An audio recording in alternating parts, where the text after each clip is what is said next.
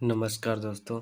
आज हम देखने वाले हैं 5 मार्च 2026 छत्तीसगढ़ के करंट अफेयर। तो चलिए शुरू करते हैं प्रश्न संख्या 1 से। छत्तीसगढ़ की कितनी राज्यसभा सीटों के लिए नामांकन की अंतिम तिथि 5 मार्च 2026 निर्धारित की गई है? तो यह 2 सीटों के लिए, ठीक है, राज्यसभा के 2 सीटों के लिए 5 मार्च तक नामांकन करना था। अगला प्रश्न संख्या। हाल ही में केंद्र सरकार ने छत्तीसगढ़ में डिजिटल कनेक्टिविटी को बढ़ावा देने के लिए संशोधित भारत नेट कार्यक्रम के तहत कितनी राशि स्वीकृत की है?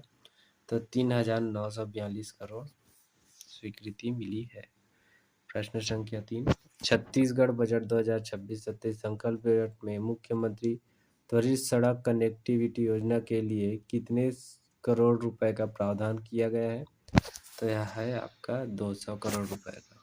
चलिए प्रश्न संख्या 4। छत्तीसगढ़ के राज्यसभा चुनाव 2026 के लिए भाजपा ने किसे अपना उम्मीदवार घोषित किया है? तो यह है आपका लक्ष्मी वर्मा जी को।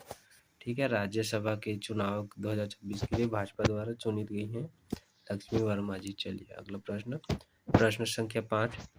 भारत नेट परियोजना के तहत छत्तीसगढ़ की कितनी ग्राम पंचायतों को रिंग टोपोलॉजी आधारित नेटवर्क से जोड़ा जाएगा? तो है आपका 11,682। चलिए अगला प्रश्न। छत्तीसगढ़ के किस जिले में मिलेट्स महोत्सव का आयोजन राज्य सरकार द्वारा पोषण जागरूकता बढ़ाने के लिए किया जा रहा है?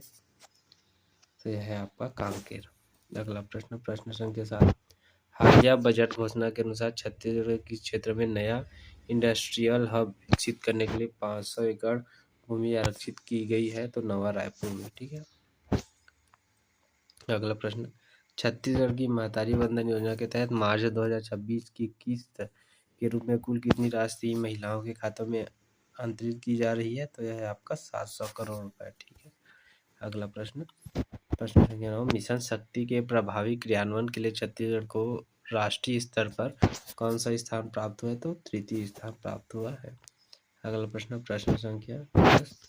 हाल ही में चर्चित तातापानी महोत्सव छत्तीसगढ़ किस जिले की सांस्कृतिक पहचान है? तो बलरामपुर जिले की। चलिए आशा करते हैं यह वीडियो आपको पसंद आया होगा। ये जितने भी क्वेश्चन है 5 मार्च में हुई घटनाओं के MCQs है, जो कि एग्जाम के लिए बहुत इंपॉर्टेंट है।